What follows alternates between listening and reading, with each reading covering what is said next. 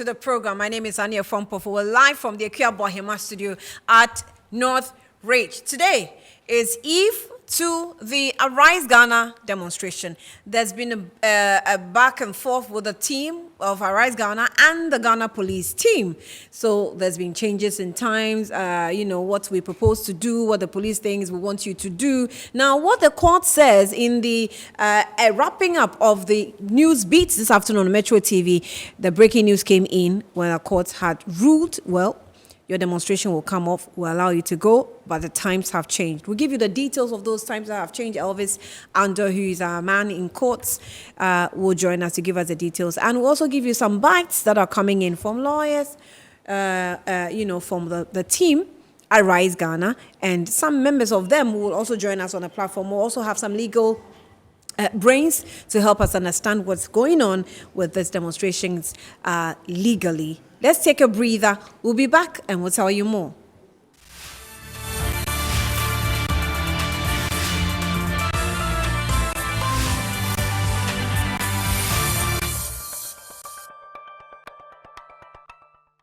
Welcome back to the program. It's Good Afternoon, Ghana, and it's the eve to Arise Ghana, a protest or demonstration that's happening tomorrow. As we already had a discussion of that on Good Morning Ghana, but this afternoon there was a ruling that came out from the court. Remember that we had mentioned that the police was seeking some injunction on this demonstration, and what was granted, the details of that, we'll give it to you. Elvis, my colleague who was in court on our behalf, has joined me on the platform. Elvis, you're welcome. Good afternoon. Thank you very much. Okay, so let's go to, the video. We have a bite from Edudzi Tamaklo, who's one of the lawyers for the Arise Ghana team. Let's listen to him on what he said after the court ruling. We expected the police to have asked for an in-camera hearing where they can share with the courts the said intel on terrorism. Because like I pointed out in court, the demonstration is supposed to happen up to 8 p.m. Now, the police are saying that there are terrorist acts in the sub-region. We have shown, by way of our affidavit in opposition, that of all the terrorist acts in the West African sub-region and Africa, none happened in the night. And so if you are not opposed to a demonstration happening in the afternoon, how do you use terrorist acts in the afternoon in Togo to oppose demonstration in the night? But like in the superior wisdom of the court feels that, for the continuous peace of the country, the demonstrators can make their point by ending the demonstration at 4 p.m., contrary to the claim by the police that it should end at 3 p.m. We want to thank the court that at least it has recognized the constitutionally guaranteed right to demonstrate. Right, so it is the constitutional guarantee or rights to demonstrate according to lawyer Edudzi Tamaklo. Elvis, you're dressed like a lawyer. I think you're a lawyer in the making. Anyway, the court seems to be molding you on how you dress, but you're welcome to the show. Thank you very much. Right, so tell us what happened in court. Okay, so today we had two sections in court. We had the first section where the prosecution was actually looking at a new affidavit in opposition that has been filed, and according to prosecution, they didn't have that affidavit in opposition.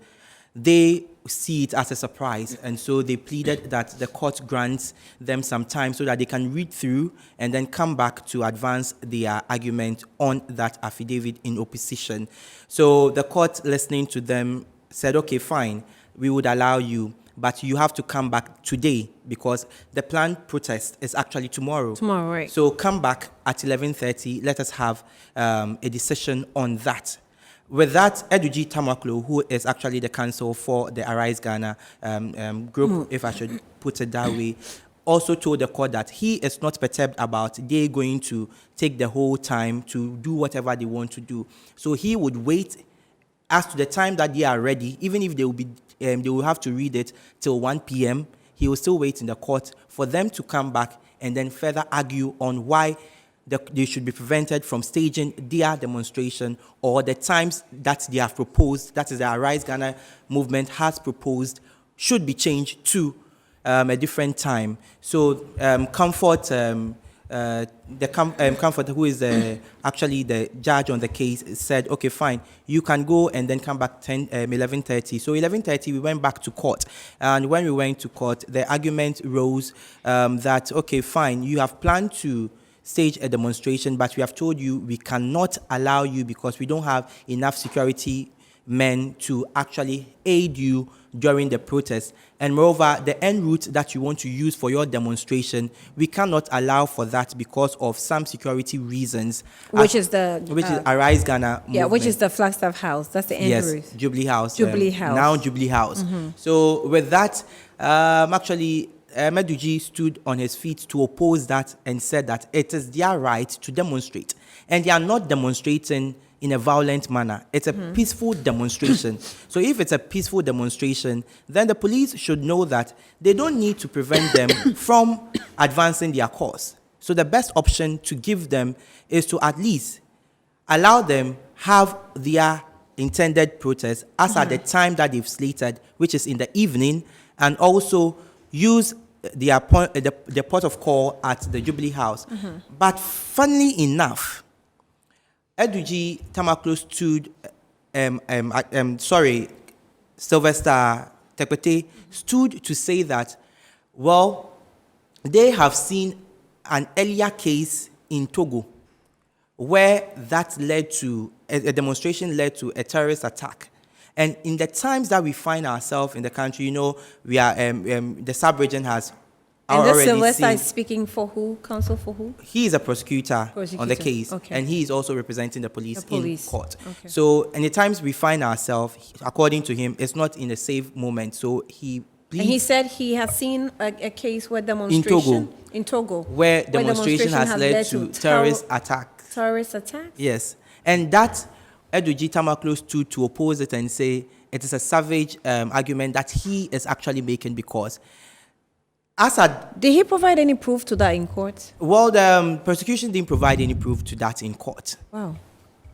But he made a statement to at least advance his argument. That's a categorical statement because, yes, we've seen terrorist attacks in Togo. In Togo. As to whether that actually stemmed from a demonstration, I don't know. That we cannot tell. So he would be the right person to explain further and tell us whether or not he has videos to show that or whatever.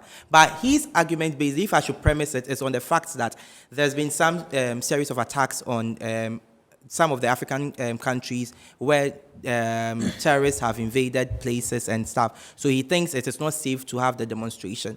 So Eduji Tamaklo stood against it and said it's a hoax. And the court shouldn't believe what he's saying. That's the prosecution, Sylvester Tekpete is saying.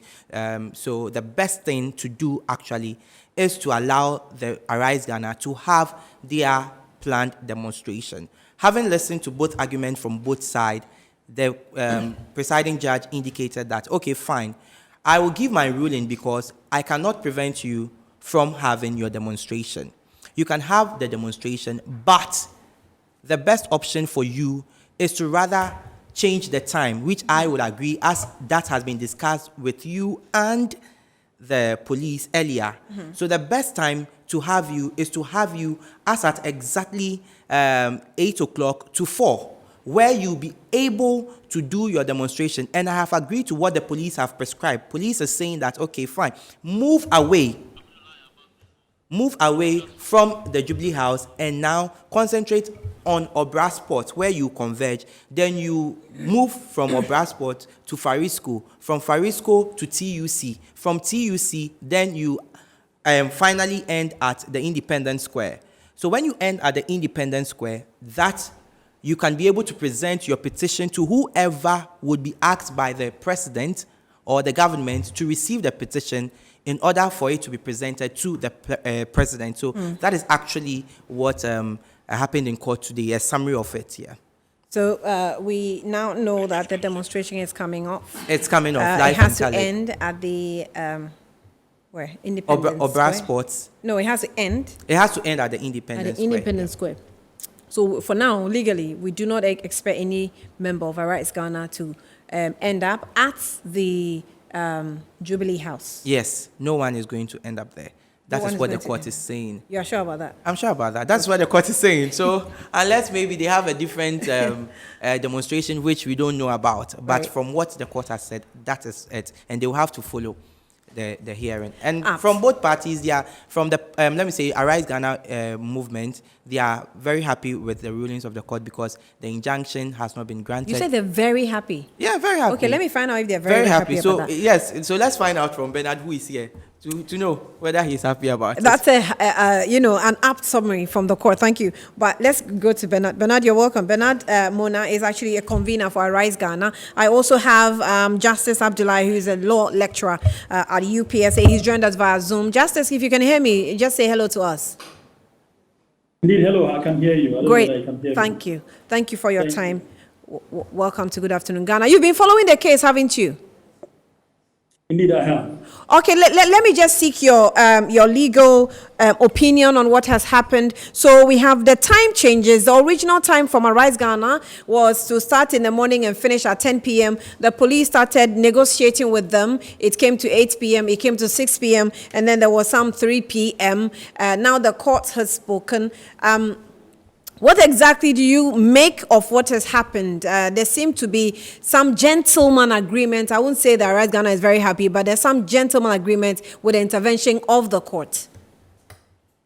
Indeed, that's what we have always been praying for, that when matters arise between parties, particularly the police, if you've noticed, the police in the past would have gone to court ex parte, not at the blind side of the intended demonstrators, and secure an order of injunction against the intended demonstrators. And this has been the tactics in the past, thereby stifling the intentions of people who are otherwise interested in advancing the cause of our democracy by exercising their democratic rights under the Constitution in demonstrating against matters that they believe is wrongful or they are against, or even the state. Now, you notice that the police have used these backdoor approaches to achieve an unjustified end. And even though we have consistently spoken against that, it appears that today's decision has been a feather in the cap of those of us watchers who have advanced the argument that the police do not have that right. And indeed, going by an ex parte application is always wrongful because the other side needs to be heard. And today's decision, for me, affirms this position because having heard both sides, the two parties walked out of court with some amount of joy in their position because nobody is hurt. Demonstration will go on. The police do not have fettered rights. The demonstrators do not have unlimited opportunities to do as they please. This way, everybody goes home happy, and we're able to achieve the very objective that we set out to do in our democratic credentials. And I think that is what we have had to do in the past. If you have done this in the past, some of the negative reportage that follows demonstration wouldn't have been so, and probably would have advanced beyond what we are witnessing today. How do you, see the police's intervention and attempt to negotiate lately? Whenever there is an attempt for demonstration, they negotiate with time. At least with Arise Ghana, I've seen they negotiate with places to start and to end. They negotiate with whether or not the date is appropriate or inappropriate. Really, juxtapose it to what the Constitution say. Are they on the right path? Yes, indeed. I think this is a realization by the police administration that they do not have a right to forbid anyone from exercising his democratic rights to demonstrate. In the past, the police thought that demonstrators needed their permission in order to demonstrate. But, and we have said several times that they do not have that right. Their right is only to regulate the activities on the day, but they cannot prevent anyone from demonstrating. Their resources constrained notwithstanding, they can't do that. And it appears that now they have come to that realization, which is why we see the transformation in their bid to negotiate and talk judge over the modalities rather than imposing their will and decisions on the intended demonstrators. So this is a cap in their own feathers, and we should all they do not need celebration because we have spoken so much of this ill in the past, and it took too long for them to realize this, and that's why we cannot celebrate them. But it's a good position that they have adopted at this moment. Yeah, but they've chalked some success concerning the time that Arise Ghana wanted to, embark on this demonstration, or the time frame within which they wanted the protest to last.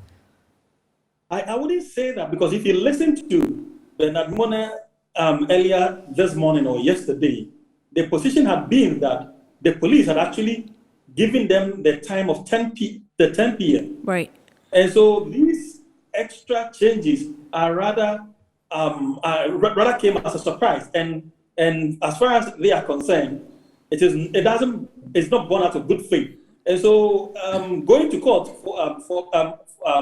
going to court to achieve this possibly is an advantage to them, but that is not what one would have expected under a democratic regime. But this is what the court has said, and so we should all go by it.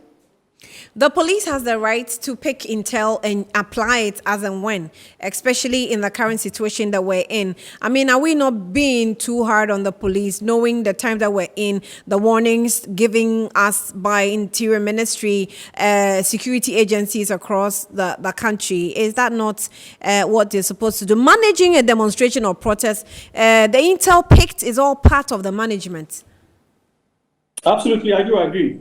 Except that you cannot rely on national security as a basis to frustrate people from exercising their rights all the time. It cannot be possible. You must, if such matters are credible enough, the court has a way of dealing with it. Usually the court will go backdoor with the powers that be. If you plead national security, you would have to demonstrate that the national security defense that you're pleading would have to be credible. It has to stand the test of time. It has to be such that the court and any reasonable person would believe that indeed there's credibility in what you're saying, and that there is indeed a potential of things going untoward. And so the court will take that into consideration in allowing or granting an application of this nature, but not just a mere flag of national security and expect that the court will simply just yield and then for you to have your way. It doesn't work that way. Justice, hold on. Let me come back to the studio, and now this time to Bernard, who is a convener for Arise Ghana. You're welcome once again. Thank you for making time with us. How are you preparing for the day tomorrow, though? Well, some time has been taken off us by the insincerity of the Ghana Police Service, and I say that they deployed capitalist imposing tactics so as to achieve this end. But let me say good afternoon to your viewers, yourself, Justice Abla, and then our court correspondents.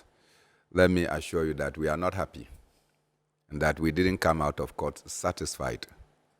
We rather felt frustrated that our rights are being infringed upon wittingly by President Akufo-Addo through the Ghana Police Service and now upheld by the courts.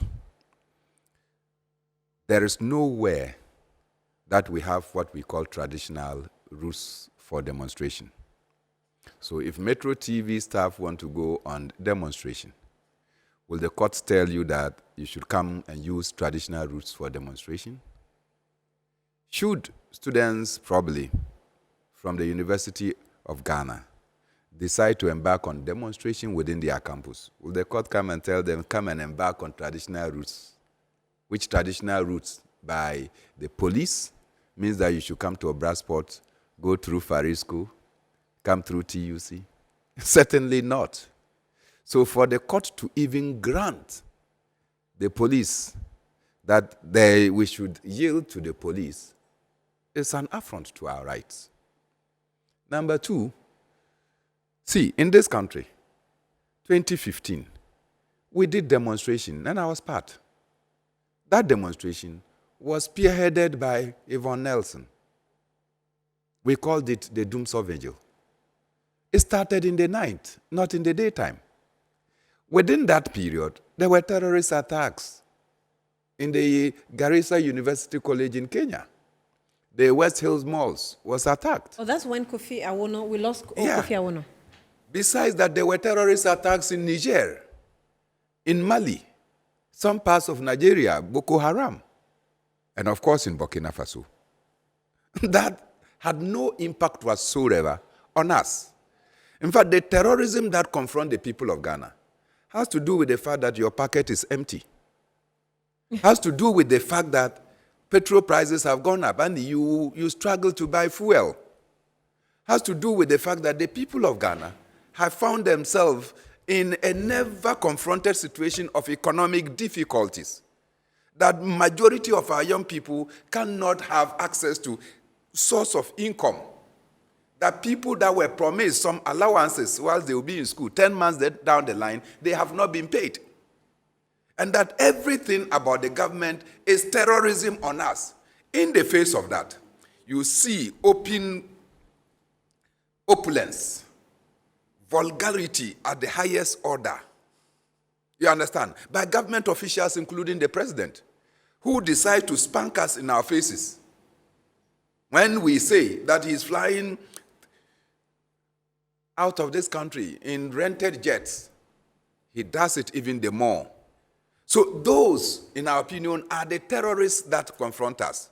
The fact that government is confiscating our little savings from our wallet is more terrorism than the imaginary, the created terrorism by the National Security Ministry. And of course, by the way, anytime they come and talk about the security situation is tensed, don't forget that their budget is magnified for them. So because you have to go and contain security. And that security we don't know. In any case, they will not even come and count for what they have used the money for. So we know that anytime they want to bargain for more, they come and use this thing about security. Our lawyer pointed it out. You, the police, came to court, and your argument is that there was terrorism in Togo. The reason for which we cannot, or you cannot tolerate a demonstration into the night. So our lawyer asked the question. The terrorism that took place in Togo happened in the daytime. How do you use a daytime terrorism to stop people from demonstrating in the night? In any case, in Mali, in Burkina Faso, in Nigeria, are people not demonstrating? Yet they are confronted by terrorist acts. Yeah, but they're not demonstrating in the night. No, but they demonstrate. Yeah, but not in the night. But what is the issue? Because the battle with you and the police today actually arose from the period within which... Let me tell you something. The police is being unnecessarily unreasonable. You said we should not do the demonstration sleeping over because we said we're going to do 48 hours non-stop. Non-stop, right. And the regional command wrote to us.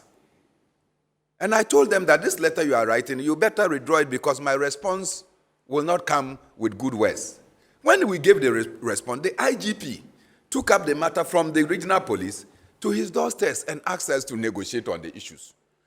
Amidst our protest, we agreed that we will now bring the demonstration to 10 p.m. It was the police that asked us to go and write a new letter reflecting the new agreement at 10 p.m. We did. When you received the letter, you thanked us. You wrote to thank us for our cooperation and that this is what you want citizens to always take the police for. The thanks came from who? It came from the police. IGP? Well, of course. Or director of operations? No, he instructed the, Tete Yohunu. Tete Yohunu was the senior officer there. Then, of course, we had the director of operations. On some occasions, you had what's his name? Kwesi Ofori. And so they were there. About 5 of them were always there. In fact, the last meeting I had with them, there were 6. Okay? So you asked us, and we went and wrote, reflecting the decisions that we took. So you wrote to thank us and to tell us that we should still waver on the issue of the demonstration into the night. We were still considering what to do. Only for you to, on Wednesday, just last Wednesday, I did not go, but I sent the team to go and meet with you. The team met with the director of operations, Shiraj Mohammed. And there they agreed at 8 p.m., closing time. Thursday, you go to court. Thursday, you go to court. I mean, and you think that we should be happy? Okay. About this deliberate tactics of the Ghana police that has become a wing of President Akufo-Addo's militia. It is unfortunate that people you expect Militia, to, which militia are you talking about? oh, the militia in the castle, you've forgotten about that. Yes, that is why the Ghana police, because you see, when we take decisions with senior officers of the police, COPs, DCOPs, then the next day they change. It means that they are taking instructions from outside their remit. And that's the militia. That is militia. So it is hurtful that the court, after listening to the wisdom, you could see that the judge even was tensed. And the judge said, look, you are talking about terrorism. Even the word terrorism frightens me. The judge said that? Yes. She said the word terrorism alone Okay, frightens. so who mentioned a terrorism It was first? the police. Sylvester, that's the prosecution mentioned terrorism. Said mentioning terrorism And alone. he indicated, that's Comfort Chosime, indicated that the word itself, terrorism, frightens her. And this is not the first time a judge is saying this. Remember, with Fix the Country movement, Daniel also said the same thing. So it's like Ghanaians don't want to hear that word. And so the police deliberately, because they want to eat more money, permit my language, you come and tell us about terrorism. How did they eat money from this? Oh yeah, when national security come and tell you that, look, be watchful, they go in for more cash. Parliament will approve more money. Ministry of Finance will release it. Oh, they are going to take steps. The said education that they're embarking on. They say they are going to embark on issues of terrorism. You come, listen to this. National security come and tell us that in the Nakpanduris Cap, they have suspicious movement of people there. What do? Do you need to come and write any long statement to the people of Ghana?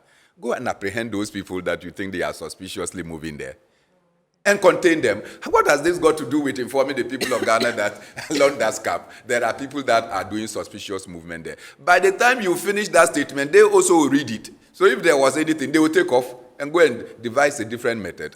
So certainly, I tell you, that look, don't take us for granted. We are intelligent people in this country. If you are indeed national security on top of your job, and you see that somebody is moving suspiciously, you don't need to go and write a long statement informing people that you are suspecting these people moving here. You apprehend them. You question them. You interrogate them deeply to get to the bottom of the matter. So those things they are doing, we know, it's an opportunity for them to eat money. You said you were a part of the Doomsday Vigil. Yes.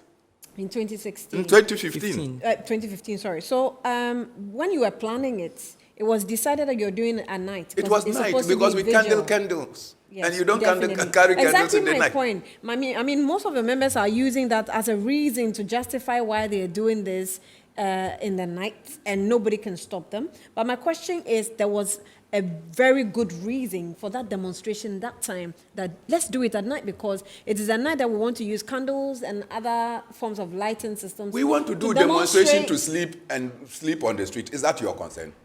It is we who are denying ourselves our comfort at home and want to go out there to protest against a government that is impervious to our concerns. How is that the concern of the police? Well, the concern is what they have said in court. What is that? How is that their concern? Then we agree with you. Then you turn around to go and do this. Look, we notified the Ghana police on the 1st of June. Did you not make those cases in court today? I'm saying that we notified. The earlier agreements we did. Everything has been appended on the affidavits. And the court still ruled and said you finished the demonstration. Of course, if you know the system that we are operating, you could see that the judge was virtually like she was tensed. Yeah. She was tensed. How do you describe tensed? Oh, when you see a judge, I have been to that court on many occasions, and I know how fluent the judge has been. But today you see that no. In fact, she had to go in and come back. Whatever that was meant for, she came back. And even in the course of the deliberation, her police had to still go to talk to her. Yeah, but Mr. Bernard, you remember, as at the time that she went in, it was basically because the prosecution said they are new to the affidavit of opposition. By which time? And so they were going to read. When the court called the case at the first time, I was not in court. Mm-hmm. The first time they called it, I was not in court. Right? I had finished some programs, and I was heading to some other programs when the lawyers called me and said, I should come. So I had to dash. I had to cut short my programs and run back to the court, only to be told that the people said that you gave us. Listen to this. I even agreed. On Thursday, I got a call from somebody I don't know. And then I said, okay, meet me. The person got to me and said, oh, I have this thing for you. I took it and it was a court process. I signed and took it. So I had only Friday. How many days are we supposed to be granted? 3? That's 3. 3. So Friday and Monday, are they 3 days? We responded to you. If it's not in bad faith, why do you go to court on Thursday? I received the thing late in the evening. In fact, they wanted to even serve me on Friday.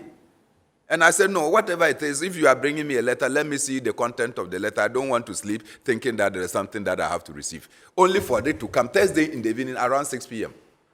So I had only Friday. We responded to you. Then you come to court and say that you who is the applicant, is telling us that now you need time so that you can go and do what? This cannot be good faith. This is not the kind of professionalism we expect from the police. What is important is that tomorrow we are going on our demonstration. We have announced globally that our demonstration is starting at 12 o'clock, and we will still start at 12 o'clock. And it will end at what time? The judge says 4 p.m. Yes, so that means you have only 4 hours. It doesn't matter, even if it is 1 minute. We'll start. But we have also, and as I said immediately after the court, that we have asked our lawyers to file processes to stay the court decision, to enable us to do what we initially agreed with the police. And so we are hoping that the lawyers will succeed in their stay of execution. I have a couple of messages, but let me see if I can capture this. Lawyer, are you still there with me?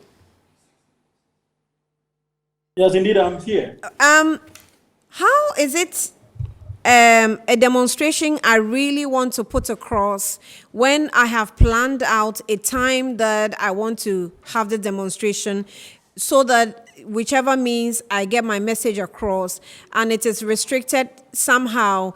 If there are people who go on hunger strikes and they can go on hunger strike for a week, and it's a person's choice to go on hunger strike.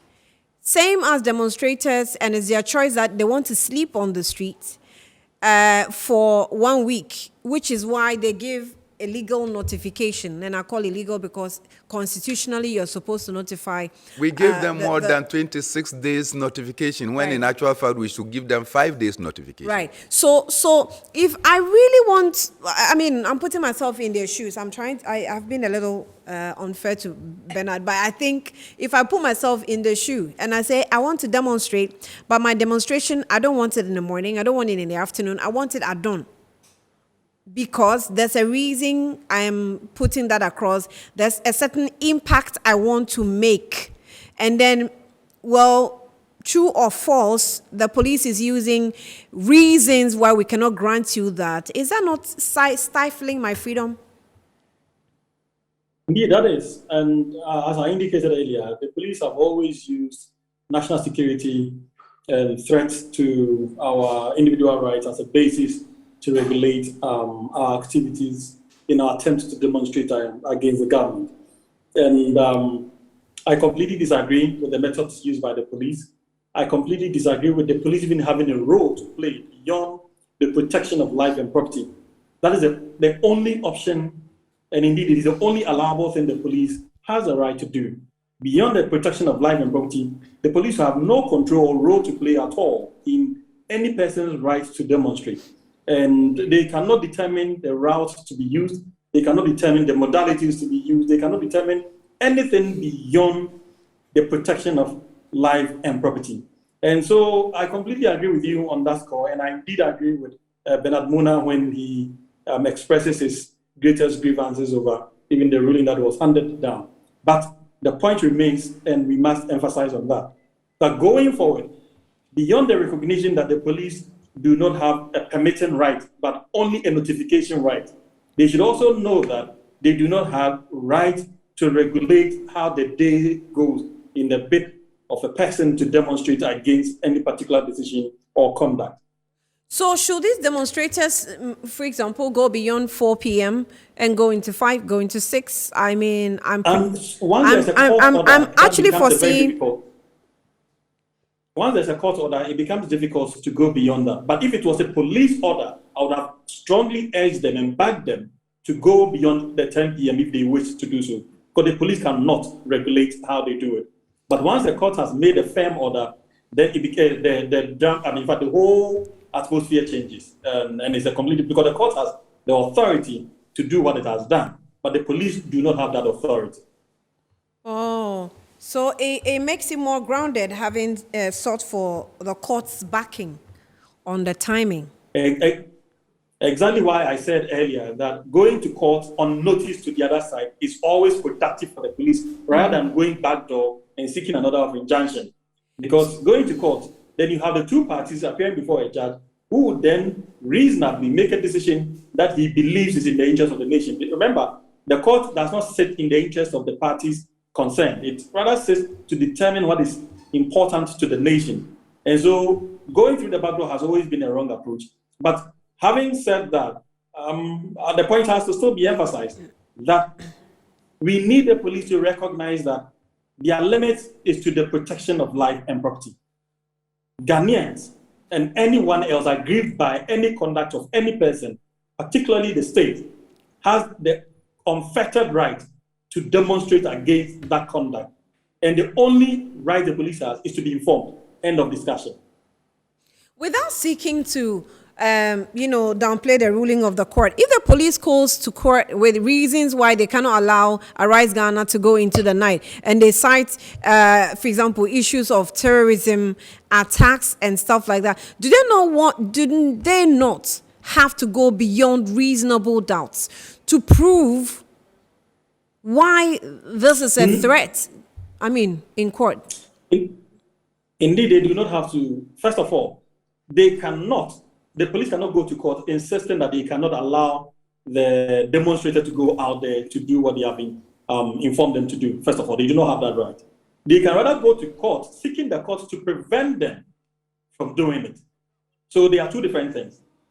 They can rather go to court, seeking the court's intervention to prevent the demonstrator from having to demonstrate as they have intended to do. Now, if they do that, they would then have to convince the court, not on beyond reasonable doubt, though. They would have to convince the court to be on preponderance of probabilities that because of Intel ABCD that they have, which are more credible and which they believe could potentially affect life and property. Remember, I've already indicated that the only right the police has is the protection of right of life and property. So if they go to court saying that because of Intel ABCD, they believe that the lives and property of others will be in jeopardy, and these are credible, and the court also believes in the position that the police adopt, the court can then decide either to regulate the activities of the demonstrators, or, on the other hand, to hold them on for a period of time that the court believes that they should be held on, or completely order them to do the demonstration in another jurisdiction outside of Accra or anywhere else that they believe they can do without the potential of life being lost or property being destroyed. So all these variables are available, but not for the police to determine that. It's not for the police. The police do not have that right, and they cannot do it under any circumstances. Just a moment now. Let me come to you. We have some 10, 15 minutes to go. We'll talk about the economy. Let me pick these messages. This country is retrogressing at a faster rate than I thought. So what is there for the youth to do? Richard from Kumasi is sending this in. Fred Ola in Medina says the MPP must admit that the fact that they have failed woefully. The MPP claim that if the passage of the e-levy bill comes into fruition, considering IMF will be the best thing of the past, the current de facto minister or prime minister, who happens to be the cousin of His Excellency Nana-Addo, is now in support of IMF. His Excellency John Dramani Mahama once said, "Posterity would judge the MPP." God bless you, Mr. President, for the prophecy of our time, whatever, the prophet of our time, that's what you want to say. Hi, good afternoon, Annie. Ask Mr. Bernard if he thinks the demonstration will buy the minds of Ghanaians, and we all know that it's the NDC propagandist machines will not work Ghanaians will not work, and Ghanaians are far awake, but not short memories. We want you people to channel the fight and assist the current government to retrieve all monies from the Saglemi building project, the Cocoa Board opening, and the Maslock opening the Maslock board, boss, and then Forcing ambulance purchase, etc. Ado Sam Prisia sends that in. Alhaji Hamza Pikfam says that the Ghana police should remember that the Arise Ghana movement is doing all this for the sake of all of us. I wonder why the police should allow themselves to be used in this manner. Hardship has moved from bad to worse due to the bad management of this government. I call on all Ghanaians to come out in their numbers and support this demonstration tomorrow. Hashtag Arise, the youth of this country, and fight for your rights. I think the president has to be seriously challenged, for he will listen to us, because if we don't apply some seriousness, he will never listen to us, because we saw that went on with the e-levy demonstration. He promised us one district, one factory, and he did. What did we see? One minister, one cruiser, whatever you want to write. We also have, okay, I have some short ones here, but let me go to Bernard. Just quickly through the issues of concern while we're demonstrating. Well, the issues are so much that you don't even know I was waiting for the word you're going to use to describe. So much that you don't know where to start from, because everything is just in disarray. Right? Your court correspondent will tell you how much he struggles to go to court every day. Movement in and out. How much it costs per transport. Your incomes have not increased. You're making him uncomfortable right now. I'm sorry, but it's not just about him. It's not just about him. See, I used to do a significant amount of Momo transfers, both ways, in and out. Today, I don't do Momo transfers. When people call me, I say, look, if you are available, if I can do what we call a cash out for you, fine. Otherwise, I will not do Momo transfers. And unknown to me, I was doing bank transfers. Yesterday, I picked my statement, then I saw e-levies. So I have ceased from yesterday to do bank transfers again. I will be writing my checks. So I will not do bank transfers.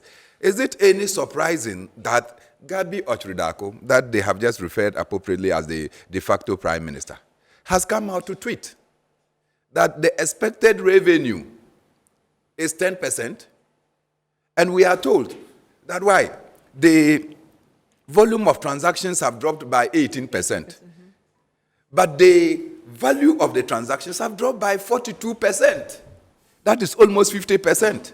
So those who are doing big volumes of transfers, they have cut away, because nobody wants that. Why? My little savings, I go and sell my small farm produce, attend to the nearest vendor, put my money in my wallet, because I don't want to have any risk of somebody attacking me and taking my money. Then when I'm going to spend my money, you are taking part of it. That is confiscation of people's savings.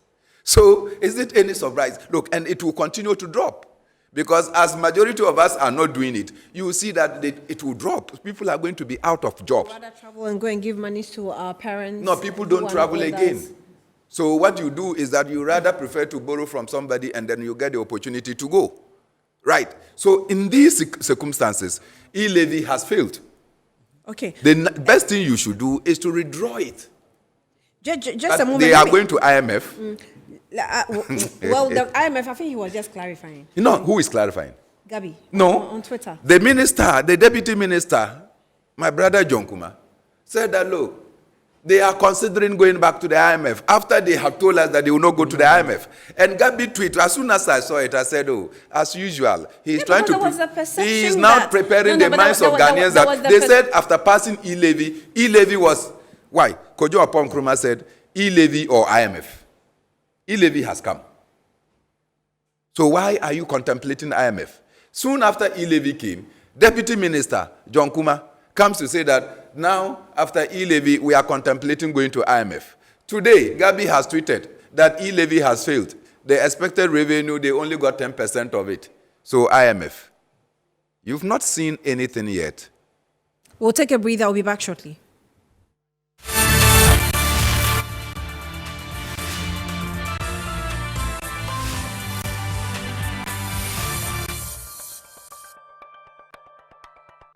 Okay, you're welcome back to Good Afternoon Ghana. Let's just quickly wrap up with Justice. Are you still with us?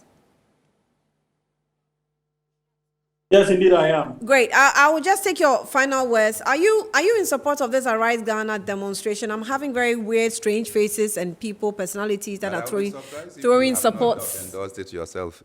Why do you think that justice will not support us? Because he's already suffering the fuel price hikes. Justice, answer the question.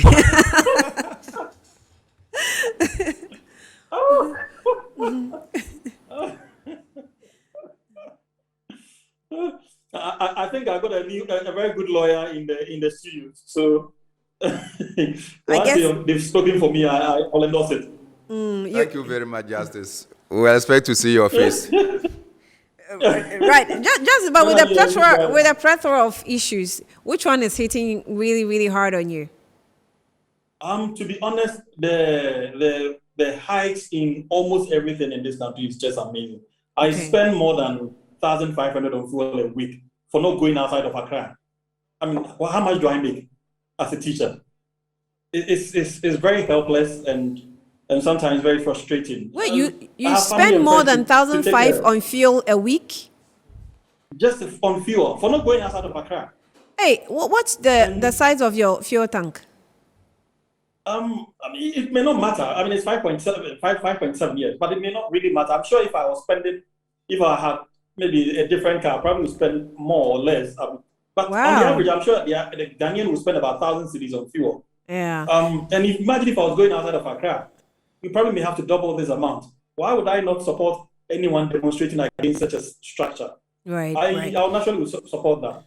The cost of living astronomically higher, and it's sometimes unimaginable that this is happening under a regime that a lot was expected of. And so I'll never pretend to be in support of such a demonstration. I'll indeed be in full support of anything that endures to the benefit of the Ghanaian.